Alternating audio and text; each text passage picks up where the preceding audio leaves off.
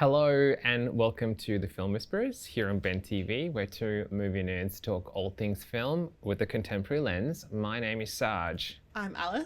So, Alice, we're gonna do something slightly different because we're at the end of the year nearly, and 2024 has been quite an interesting year for both of us. Mm-hmm. We've done quite a few, really cool things with film.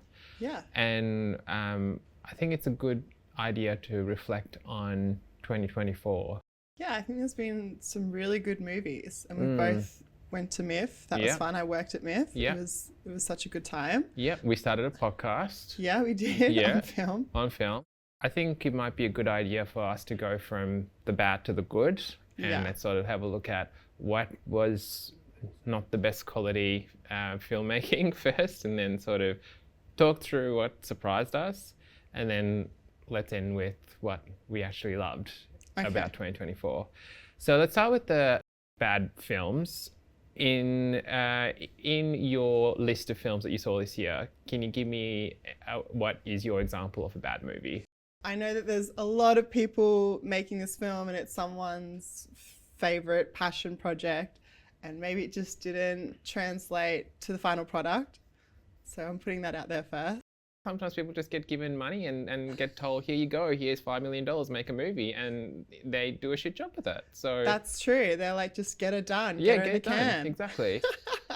Okay, well, Immaculate was my least favorite film. Okay, I haven't seen it. That what is it about? stands out to me. Okay, what is it about? Okay, so it's Sydney Sweeney. Oh, the nun, where she plays a nun. Oh, yes. Okay, yes, cool. Immaculate Conception. Why was it bad? Okay, there's just been a lot of nun-related, forced pregnancy-related films this year. And for some reason, I've watched them all, and I don't know why, but they're usually horror-coded, or they're horror genre. Okay. So I've watched them.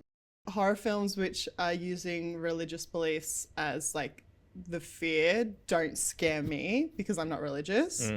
I know that they scare you a bit. Yes, they do, yeah. I just found it kind of lazy. It was really slow. The characters weren't really developed. They were relying on a lot of tropes. But there was little pieces of the film which were really good. The ending, I don't want to spoil it for you, but the ending is really good. Like, it's a nice way of how she finishes it. How do I say this without spoiling it?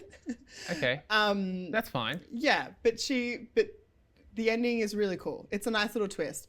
But getting to that point, you know, there's all these dumb things which happen along the way that the character does. And you're just like, really? Really, would you do that? I'm just curious why there's been a lot of nun films. Well, there's like The Exorcism. Yeah. And there was another one about a nun that I watched, which I'm just interested why it was popular. Maybe from The Nun? Maybe that's why it's in the zeitgeist. Yeah. You didn't want to watch it? I actually did. I just never got around to it. Yeah. I only wanted to watch it because of Sydney Sweeney. You know, she's just one of those it girls, really. She's been making it big since Euphoria. And I think I just never really got around to it. So wait, what is the story about? It's about an American nun who gets a calling to go to Italy, little nunnery in countryside Italy. Strange things are happening with these nuns. She gets pregnant and she doesn't know how. Oh no. Is this like Rosemary's Baby? Yes. Okay. Yeah. Birth to the devil type thing? Yes. Yeah. Okay, right. Okay. Pretty much. And then it's like she's trying to figure out who's in on it, how this happened, why it happened. Is the priests bad? Are the other nuns bad? Who can she trust? So it's interesting. It has a cool premise, but I just think it was too slow, and then they just relied on old tropes a bit too heavily, and there was some cool cinematography. Okay, right. When someone kind of jumps off a balcony, that was pretty cool. There's a really cool scene of her running in a field, and the ending was good. It was like a cool feminist ending. Okay. So I'll give it that. I don't like to say a film's completely bad. There's always some redeeming factors. Tell me your least favorite. There's two, but then I'd like to talk mainly about one. The first one is the Beetlejuice sequel, Beetlejuice. Yeah. I thought it was just disappointing. Yeah. I felt as if the sequel was really poorly executed, especially given that the first one was such a cult classic. Mm-hmm. To me, I just found that Winona Ryder, I felt like her heart wasn't in the film. She just looked confused for the majority of the movie. Yeah. So it was just a bit disappointing because, the film, it took nearly 40 years to make, and this is what you give us, which is a bit sad. She looked confused. Yeah, as if it was just not a good performance, and I felt as if her heart wasn't in it. It just looked like, in all seriousness, like when they hit an action, you could just tell her face is like, why am I here? Oh, okay. Yeah. That wasn't like an acting choice to just be confused about what's going on. Well, going with what I know with her character. Yeah, Compared from to the first film. Yeah, no, it was definitely not. So it was a bit strange. It wasn't kind of like, I haven't seen the film, but it wasn't kind of like Stranger Things, like that kind of portrayal as well? No, it's not. Okay, that's a yeah, bummer. So that was one. But I think... What is the story? Sorry to interrupt. What is the story? So the character of Beetlejuice manifests when you say, I think, Beetlejuice. And he comes out and I guess he causes chaos. I cannot articulate like what his character does at the moment, but anyway, he comes back. And messes things up. And it's all crazy. Yeah. And so it was exactly the same thing. Yeah. But it was just the daughter going, Beetlejuice. Yeah. First one had some really good moments in it. Like, they had the Banana Boat song and really cool musical moments. They tried to do the same thing with this and it just fell flat. Yeah. So it was just disappointing. But the film that I want to talk about in terms of the worst film I saw this year was The Idea of You. Okay, yeah. So it's got Anne Hathaway in it, and I think it's Nicholas Galitzine, I think that's how you say it. And it's pretty much this love story between, it's meant to be an older woman, late 30s, early 40s, falls in love with this young... Harry Styles. It was just terrible. And I think I found it quite tragic that someone like Anne Hathaway, who is such a brilliant actress, had to stoop so low to be in a film like this. It was just tragic. And I just remember thinking, is this the standard of scripts for women in Hollywood once they reach a certain age? What do you mean by that? Like to be a MILF? To be a MILF, but it was just poorly written, poorly directed. And even if she wanted to bring it to life in a way that was respectable, she couldn't because the source material that she was working with was so bad. So that's what I mean. I just feel like this is Anne Hathaway. She's someone who I'd like to think would pick her films properly in terms of she probably would go for something with quality. Mm-hmm. And for her to pick this, to me, makes me wonder whether, unfortunately, these are the scripts that get given to her with, well, if you're an early 40s woman, this is what's there for you. An early 40s woman who's still hot. Yeah. By Hollywood standards. By Hollywood standards. Look, I'm going to disagree with you. I actually like this film. What? I thought it was so good. Did you say it was good? I thought it was good in the fact that I knew it was going to be a bad movie, but I put it on. It was a fun late night movie to watch. I think I watched it by myself. I was on Tinder at the time. Okay. But I was enjoying myself. I thought it was just fun.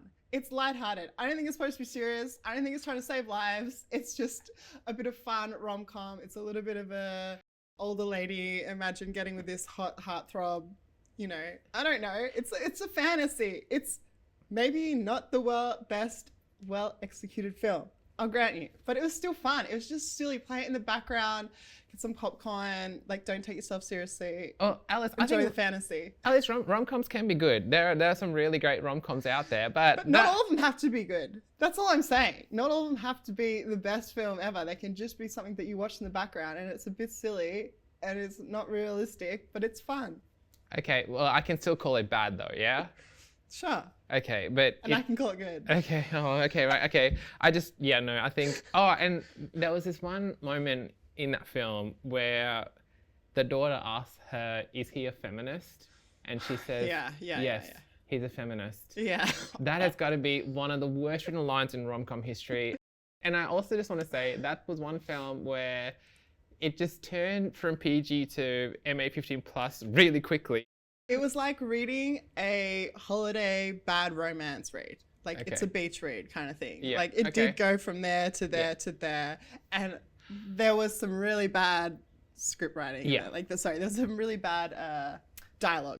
Alice, have you seen A Family Affair? The one with Nicole Kidman and Zac Efron? Yeah. Okay, now that was good in the sense what you just described as a film to not take seriously. Yeah. And is also a fluff piece. I would say A Family Affair did that, and I enjoyed Family Affair. And even it's a very similar premise as well, right? Yeah. Older woman falls in love with a young man. As much as it was cheesy and it was just cringeworthy, A Family Affair didn't take itself seriously, and you could tell. And I think that's the thing. The aura that the film had with A Family Affair was just fluff, fluff piece, just put in the background, as just how you described The Idea of You. I just didn't feel like The Idea of You did that. I think they wanted you to take it seriously. They wanted you to feel like this is the next best rom-com. Maybe some people did take it seriously. Yeah. Okay. It wasn't me. Okay. What surprised you? The Substance. Mm-hmm. With Demi Moore. Me too. Yeah. Yeah. Why was it on your surprise list? I just wasn't expecting Demi Moore to come out with this horror film. It's like I don't even know how to describe it. Like 80s comedy, good, I don't know, talks about female aging in Hollywood. I thought it was so good. Yeah. What surprised you about it? The exact same thing. The promos didn't really give too much away. No. And thank goodness. Yeah, so it just basically said it's got Demi Moore and she takes this thing called The Substance, and that was it. And it did sort of incline on the fact that it was a body horror. That was all. And just to see Demi Moore in her element, this was the best film she's ever done, in my opinion.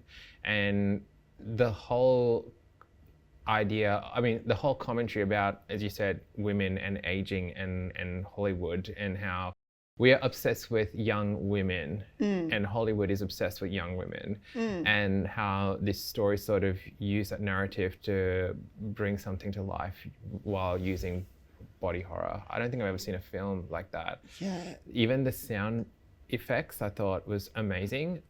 I also think it's probably one of the more divisive films of the year. So when I saw it, I think I mentioned this to you, the guy that sat next to me just ordered an Uber and left halfway through. He just couldn't handle it. Yeah. I also spoke to someone who said he felt physically sick being in the cinema, and he had to actually go outside and just get some air, and he came back in and he still couldn't watch it. He just had to watch it with pretty much covering his eyes most of the time because the sound and just the whole thing together was just making him feel very ill. visceral. Yeah. Yeah. But if you don't mind that ASMR-esque sound effects, I think you'd really like it. I think everyone that I've talked to talks about that cringing feeling of the actual of the body horror. Yeah. I'm not a big body horror fan unless it's like for kind of funny, and I think this kind of works. This is in my element. Yeah. Yeah, it was so funny, and I find it interesting. It's kind of talking about what you mentioned before, the obsession with young women, and then you've kind of got a cutoff age. I mean, especially in the fitness industry, which is what they're in. But I find it interesting that we kind of go from the 80s to now. Like it's very much got that 80s or 90s vibe. Yeah. And how interesting that really nothing's changed since then. Like, I mean, we say it's changed, but has it really changed? Yeah, it was so good. Yeah. Okay, I've got one. Yeah, what's your surprise? Oddity.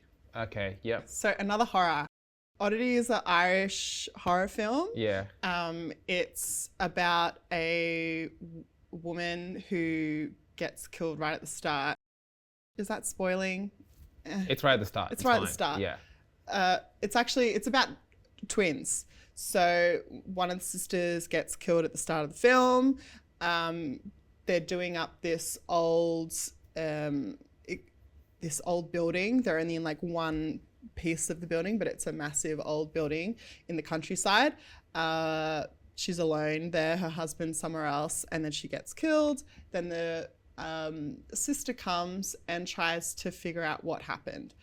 It's really good because it's just refreshing how they've done this horror, how they've created the suspense and atmosphere. This is one of the films I saw at MIFF, and I was just tense the whole time. And it wasn't relying on jump scares so much. It was really just about creating this really creepy atmosphere, this psychological horror, and you're just not sure what's going to happen next. But it also feels very realistic, the scene that they've set as well. So I like that with horror films where, you know, it's kind of, how do I say this? It's rooted in reality.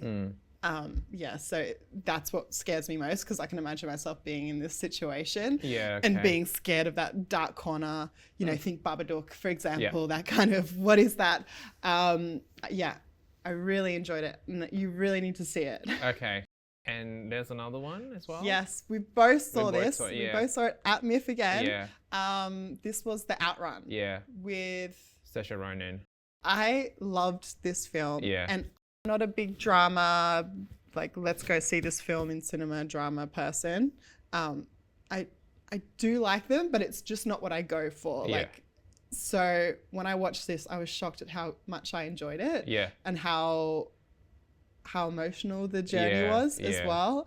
It was, her acting is just so superb in everything she does.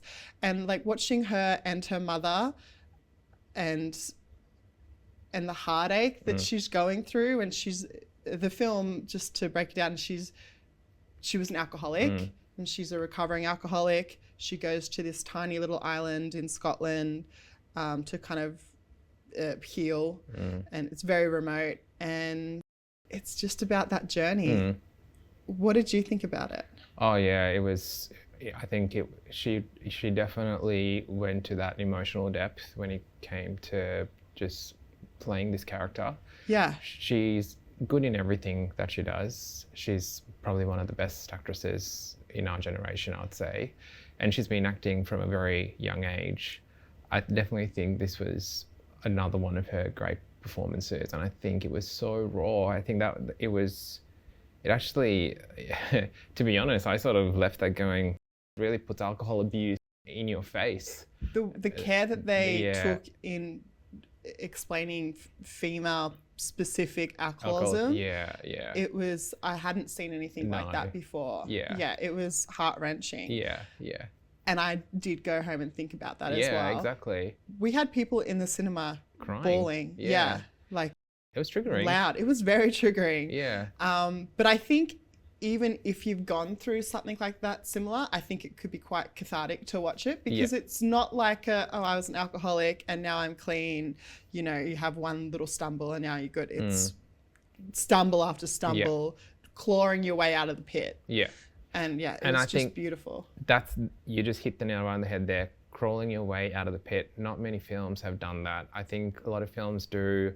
This is a party person, oh, look at them falling all over the place, look at them getting injured because they're drunk. Now they're in Alcoholics Anonymous and now they're fine. Whereas this really went into the nitty gritty of what that's like to heal.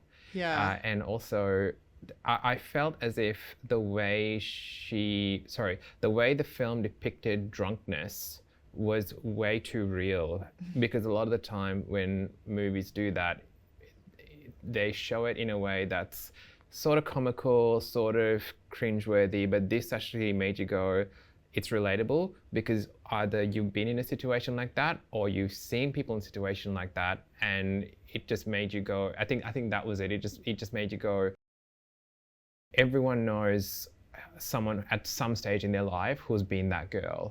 And I think that was quite hard hitting. And the just throwing a grenade into your life, just blowing it up. Everything that you've been working for, and it just all gets blown to pieces, and then you have to start again. So let's now move to the best bit, which is around the best in film for 2024. This year, in particular, I kept a list of every single film that I've seen. Yeah. Because I just wanted to document how many hours I've spent watching film. It was, and these are only films that I've seen in 2024. So these are 2024 films that came out in 2024 that I've just documented. And there's a few that I've really enjoyed, and I've really put it high up there in this was a great movie. Starting with Mean Girls in January, I know there was a lot of controversy around the musical. I don't care. I actually genuinely enjoyed it. I loved the original. I loved this musical. I thought it was really well executed. The musical numbers were very catchy. They did do quite a poppy twist to what the Broadway musical was with the musical numbers, and I loved it. The performances were really great as well. I really liked the little changes that they did, like, you know, casting like an Indian Karen Smith, for example, and even with Janice Ian, again, making her, I believe she is Native American. I just loved it so much, and they brought back Tina Fey as Mrs. Norbury, and Tim Meadows as Principal Duval. Renee Rapp as Regina George was fantastic. Anyway, it was a fantastic film, and I thought that was a really great way to start the year by watching this musical. The next film on the list was quite a surprise for me, but I absolutely loved it, and I've seen it a few times, is The Fall Guy. So this has got Ryan Gosling and Emily Blunt. It was such a fun film, and I loved every second of it. I watched it at the cinema, and then I watched it a few times once it came out on streaming. It was just such a great movie. It just definitely gave me that endorphin hit, because I just felt happy. I just felt happy watching it.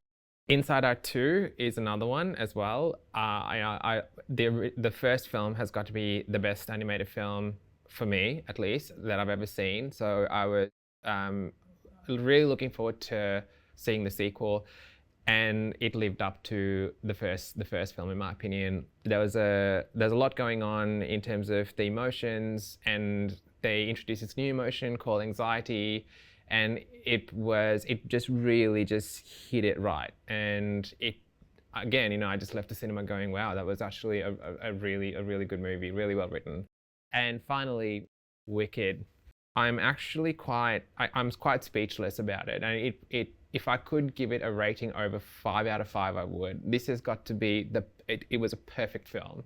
Okay. I'm a massive fan of the theatre production. I've seen it 7 times, so I went in there with very high expectations, but at the same time I was also very apprehensive as to what am I going to get, because movie adaptations of theatre shows usually don't hit the mark, and this had a lot going on for it, because it has been a film in the making for years. At one point they even thought it was going to be an animated film.